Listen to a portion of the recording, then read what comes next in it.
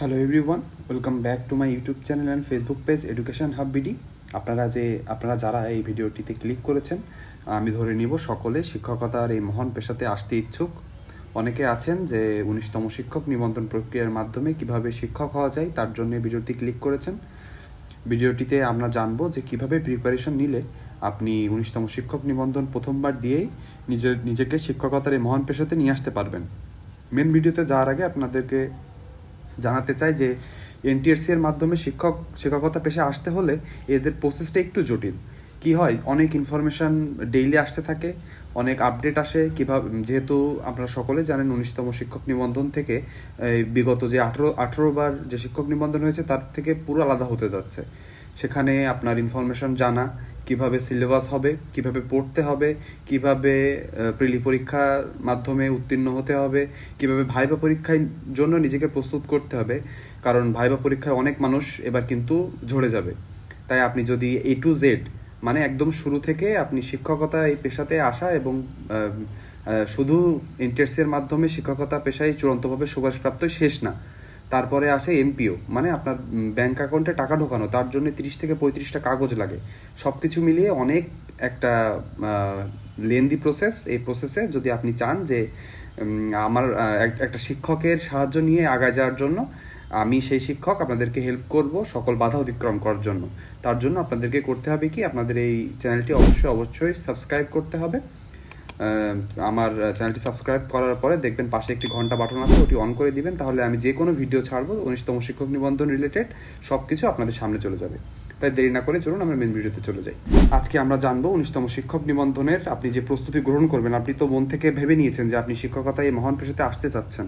তো আসতে চাইলে, শুধু আসতে চাইলে মন থেকে ঠিক করলে তো হবে না, তার জন্য প্রস্তুতি গ্রহণ করতে হবে। আমি কিভাবে প্রস্তুতি গ্রহণ করেছিলাম এবং আপনি কিভাবে প্রস্তুতি গ্রহণ করলে অন্য 10টা মানুষের থেকে এগিয়ে থাকবেন, তারই সব A to Z ইনফরমেশন থাকবে এই ভিডিওতে। ভিডিওটি একদম টানবেন না, একদম শেষ পর্যন্ত দেখবেন। একটু বড় হলেও আপনার জীবনের 5 থেকে 10 মিনিট দিয়ে যদি আপনি শিক্ষকতা পেশায় আসতে পারেন, সেটা আপনার জন্য হবে অনেক ভালো একটা ডিসিশন। তাই বলবো, কেউ টানবেন না। 5টা মিনিট 10টা মিনিট আমার জীবন থেকে গেলে খুব ক্ষতি হবে না। ভিডিওটি একদম শেষ পর্যন্ত দেখুন। আপনারা প্রথম কিভাবে শিক্ষকতা পেশায় এনটিআরসি এর মাধ্যমে কিভাবে শিক্ষকতা পেশায় আসা যায়, তার জন্য প্রাথমিকভাবে কী কী প্রস্তুতি নিতে হবে, তা সব কিছু থাকবে এই ভিডিওতে, আপনাদের উপকারী হবে। আপনারা ভিডিওটি থাকুন, আমি শুরু করলাম। ভিডিওটির প্রথম আমার পয়েন্টটা হলো সিলেবাস ভালোভাবে বুঝে নিন। আপনাদেরকে সকলকে বুঝতে হবে যে এনটিআরসি এর সিলেবাসটা কিন্তু অনেক বড় না, একটু কনসাইজ, মানে একটু গোছানো সিলেবাস আছে, বেশি বড় কিছু না। আপনি যদি সিলেবাসটা বিগত বছরের সিলেবাসটা নেন, তাহলে আপনি আগে থেকে অনেক কিছু জানতে পারবেন। যেহেতু 19তম শিক্ষক নিবন্ধনের সার্কুলার এখনও বের হয়নি, এজন্য আমরা এখন সরাসরি বলতে পারছি না যে সিলেবাসটা কতটুকু চেঞ্জ হবে। আমার বদ্ধ ধারণা যে সিলেবাস বেশি চেঞ্জ হবে না, কাছাকাছি থাকবে। যেহেতু প্রিলিমিনারি পরীক্ষাটা ছিল আগের বছরও, এজন্য আমি আশা করি যে সিলেবাস খুব আকাশ পাতাল চেঞ্জ হবে না। তাই আমি বলবো আগের 18তম শিক্ষক নিবন্ধনের যে সিলেবাসটি আছে সেটি সংগ্রহ করে দেখতে থাকুন যে সিলেবাসে কী কী আছে, কোন বিষয়ে আপনার ভালো আছে, কোন বিষয়ে আপনি খারাপ আছেন, সবগুলো যাচাই বাছাই করতে হবে আগে সিলেবাস ম্যানেজ করে। দ্বিতীয় পয়েন্টটি হলো স্ট্রং জোন তৈরি করুন। এটি হলো আমি বলতে পারি যে আমার শিক্ষকতা পেশায় আসার জন্য ব্রহ্মাস্ত্র হিসেবে কাজ করেছে। আপনারা সকলে জানেন আগের শিক্ষক নিবন্ধনে সাধারণত প্রিলিমিনারি, রিটেন এবং ভাইবা, এই 3টি পর্যায় ছিল। তো প্রিলিমিনারি পরীক্ষায় এসে আমি দেখলাম যে আমার জন্য সাধারণ জ্ঞান পড়া খুবই কঠিন হয়ে যাচ্ছে এবং আমি অনেক পড়লেও বেশি মনে থাকে না। যেহেতু এখানে 25টা মার্ক আছে, আমি ভাবলাম যে 25 মার্ক আছে আর বাকি থাকতেছে 75, যেখানে 40 পাইলে মাত্র পাস। আমি তখন ঠিক করে নিলাম আমি পড়বো, কিন্তু এটা যতটুকু কম পরিশ্রম দেওয়া যায় দিব, এবং বাকি যে 75 মার্ক সেটার উপরে বেশি জোর দিয়ে এর ভিতরে আমি 75-এর ভিতরে 50-55 রাখার চেষ্টা করবো। যেখানে 40-এ পাস, ওইদিকে যদি আমার এখানে 50-55 হয়ে যায়, এখান থেকে 5 হলেও আমার শিওর আমি পেয়ে যাচ্ছি। এটাই ছিল আমার স্ট্রং জোন এবং আপনাদেরকেও এটাই করতে হবে। আপনি আগে বের করবেন 4টা সাবজেক্টের ভিতরে, মানে নর্মাল যে 4টা সাবজেক্ট থাকবে, যেটা হচ্ছে বাংলা, ইংরেজি, গণিত ও সাধারণ জ্ঞান। সাধারণ জ্ঞানের ভিতরে আপনারা জানেন বাংলাদেশ বিষয়াবলী এবং এবং বিশ্ব পরিচিতি, এই দুইটার যে ভাগ আছে এই সব মিলে আপনার 100 মার্ক থাকবে যেটা সবাইকে এক্সাম দিতে হবে। এটার জন্য আপনি কি করবেন, এর জন্য আপনার কোন কোন সাবজেক্ট পড়তে ভালো লাগে, কোন সাবজেক্টে আমি ভালো করতেছেন, অল্প পরিশ্রমে আপনার বেসিক আছে এবং আপনি অল্প পড়লে আপনি এখানে ভালো করতেছেন, সেটা আপনাকে বের করে ফেলতে হবে। বের করে ফেলার পরে সেটিকে জোর দিতে হবে, আরও ঝালাই করতে হবে, যাতে আপনি এখান থেকে যেখান থেকে কোশ্চেন আসুক না কেন আপনি যেন সেখান থেকে অ্যান্সার করতে পারেন।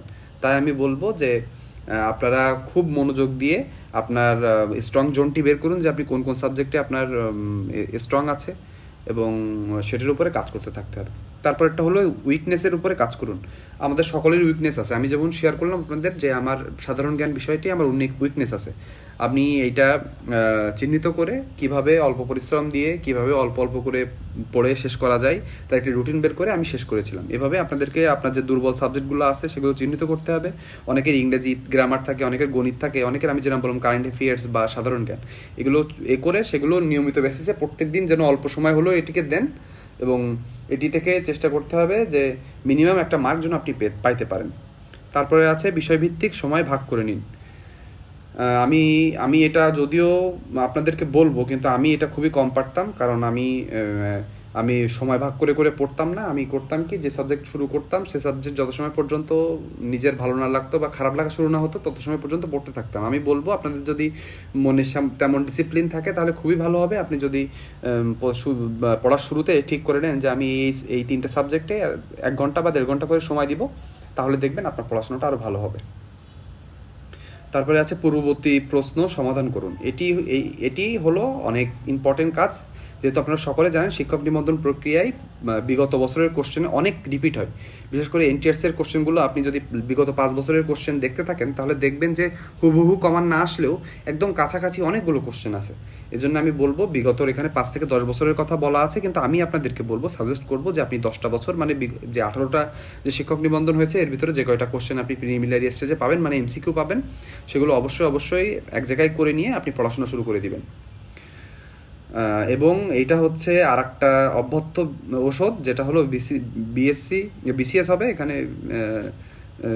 বিসিএস প্রিলিমিনারি প্রশ্ন অনুশীলন করুন 10ম থেকে 47 বা 46 যে কটা মানে বিসিএস লাস্ট যে বিসিএস পর্যন্ত আছে আপনাদেরকে এটা হলো করতেই হবে। আপনারা যারা প্রথমবারে শিক্ষক হতে চান এটা আপনাদের মাস্ট করতে হবে, কারণ আপনাদেরকে আবার জানিয়ে দিই যে বিসিএস থেকে অনেক কোশ্চেন হুবহু রিপিট আসে শিক্ষক নিবন্ধন। আমি দৃঢ়ভাবে মনে করি যে এইবার যে পরীক্ষা হবে, যেহেতু সেটা 200 মার্কের এমসিকিউ হওয়ার সম্ভাবনা প্রবল, 100 মার্কের প্রিলিমিনারি এবং 100 মার্কের হবে যে আপনি যে সাবজেক্টে আপনি অনার্স এবং মাস্টার্স করেছেন তার উপর। তাহলে যেহেতু যে 100 মার্কের সার্বজনীন পরীক্ষা হবে, যেখানে বাংলা, ইংরেজি, সাধারণ জ্ঞান এবং গণিত থাকবে, সেখান থেকে হুবহু কমন পাবেন আমি অনেক প্রশ্ন। তার জন্যে আপনাকে 10ম থেকে 47তম বিসিএস মাস্ট শেষ করতে হবে। কারেন্ট অ্যাফেয়ার্স আপডেট রাখুন, এটা আমার জন্য ছিল, কারণ আমি আপনাদের আগে শেয়ার করেছি যে আমার এখানে একটু দুর্বলতা ছিল সাধারণ জ্ঞানে, সেহেতু আমি চেষ্টা করতাম যে নতুন কী পত্রিকা পড়া এবং সাথে সাথে কারেন্ট অ্যাফেয়ার্স যেগুলো প্রত্যেক মাসে মাসে বেরোয় একটা সংগ্রহ করে যতটুকু পড়া যায় পড়ে নেওয়া। এবং এটা হলো মডেল টেস্ট দিন, এটা কিন্তু আপনাদেরকে করতে হবে, কারণ আপনারা যদি শুধু পড়েন এবং নিজেকে যাচাই না করেন যে আপনি পড়ছেন, আপনি 1 মাস পড়লেন, পড়ার পরে আপনি কোথায় দাঁড়িয়েছেন, আগে কেমন ছিল, আগে যদি আপনি 100-র ভিতরে দেখা যাচ্ছে 40 বা 45 পাচ্ছিলেন, এখন আপনি 1 মাস পড়ে আপনি কি তার থেকে বেশি মার্ক পাচ্ছেন নাকি পাচ্ছেন না। এজন্য আপনাদেরকে নিজেকে সবসময় পরীক্ষার মধ্যে ফেলতে হবে। মডেল টেস্ট যদি আপনারা বলেন যে স্যার মডেল টেস্ট কোথায় পাবো, অনেক বই পাওয়া যায় মডেল টেস্ট শিক্ষক নিবন্ধনের, সেটা যদি কিনতে না পারেন অনলাইনে কিছু খুঁজতে চান তাহলে আমি বলবো আপনারা লাইভ এমসিকিউ দেখতে পারেন, যেখানে অনেক ভালো এবং ভালো মানের কোশ্চেন দিয়ে মডেল টেস্ট দিয়ে থাকে। রুটিন মেনে পড়াশুনো করুন, এটা বলবো। রুটিনের থেকে বড় কথা হচ্ছে ধারাবাহিকতা বজায় রাখা। আমি যেমন করতাম, আমি স্টুডেন্ট খারাপ ছিলাম না, কিন্তু আমার প্রচুর আমি ফাঁকি মারতাম। মানে কি হতো, আমি আজকে পড়েছি 4-5 ঘন্টা, কালকে পড়তাম না, 2 দিন পড়তাম না, আবার যে 3-4 ঘন্টা পড়তাম। কিন্তু এটা কিন্তু কোনোভাবে হেল্প করবে না আপনাকে। আপনি যত সময় আপনি 1 ঘন্টা করে দিন, কিন্তু আপনি প্রত্যেক দিন চেষ্টা করুন 1 ঘন্টা, 1.5 ঘন্টা, 2 ঘন্টা এভাবে অল্প করে হলেও বাড়াতে এবং সেই সময়টুকু প্রত্যেক দিন দিতে। কারণ আপনি জানেন যে পড়াশোনার ভিতরে না থাকলে, অনুশীলনের ভিতরে না থাকলে আমরা সব ভুলে যাই। মানুষের ব্রেন এভাবেই তৈরি করেছে সৃষ্টিকর্তা। তাই বলবো সকলে প্রত্যেক দিন অল্প সময় হলেও, একদম অল্প সময় হলেও, নিজের শরীর খারাপ বা পারিবারিক কোনো কারণে যদি না থাকে তাহলে অবশ্যই দিনে অল্প হলেও একটু সময় দেওয়া, এবং সর্বোপরি শারীরিক ও মানসিক প্রস্তুতি নিন। এর জন্য কী করতে হবে? পর্যাপ্ত ঘুম, সুষম খাদ্য এবং মনোযোগ ধরে রাখার অভ্যাস গড়ে তুলুন। আমি জানি যে যারা পড়াশোনা থেকে একটু দূরে আছেন বা পড়াশোনা বেশি করা হয় না, তারা শুরুতে অনেক কষ্ট হয়ে যাবে। তার জন্য আপনাদেরকে করতে হবে কি, অল্প অল্প করে প্রত্যেকদিন অল্প অল্প করে, প্রথম দিন 1 ঘন্টার বেশি পারলেন না, 1 ঘন্টা পড়লেন, তারপরে পরের দিন চেষ্টা করুন 1 ঘন্টা 15 মিনিট দিতে, তারপরের দিন চেষ্টা করুন 1.5 ঘন্টা দিতে, তারপরের দিন চেষ্টা করুন 2 ঘন্টা, এভাবে আস্তে আস্তে ক্রমান্বয়ে বাড়াতে। এবং এই যে প্রিপারেশন নিচ্ছেন এর সময় অবভিয়াসলি আপনাদেরকে সুষম খাদ্য এবং মানসিক প্রশান্তি যাতে থাকে, আপনি যেন মেন্টালি স্টেবল থাকেন, সেটা অবশ্যই এনশিওর করতে হবে। কারণ জানেন যে প্রিপারেশন নেওয়া কিন্তু একটি হেক্টিক প্রসেস। এখানে মানসিক এবং শারীরিক অনেক একটা চাপ পড়ে। আপনার শরীর এবং মন যদি ভালো থাকে, তাহলে আপনার ভালো মার্ক তোলা এবং ভালো করে এক্সাম দেওয়া অনেক ইজি হয়ে যাবে।